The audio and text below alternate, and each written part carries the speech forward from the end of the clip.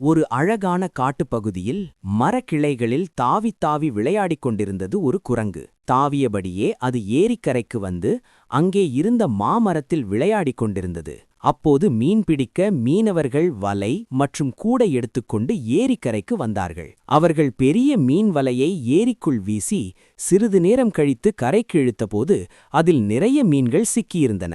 இதையெல்லாம் குரங்கு மிகவும் கவனமாக பார்த்துக் கொண்டிருந்தது. மீனவர்கள் மீன்களை எடுத்து செல்லும் முன் வலையை ஏரிக்கரையில் வெயிலில் காய போட்டுவிட்டு சென்றார்கள். அவர்கள் சென்றதும் குரங்குக்கு மீன் பிடிக்க வேண்டும் என்ற ஆசை வந்தது. அது மரத்திலிருந்து கீழே இறங்கி மீனவர்கள் பயன்படுத்திய அதே பெரிய வலையை எடுத்து அவர்கள் போலவே ஏரியில் வீச முயன்றது.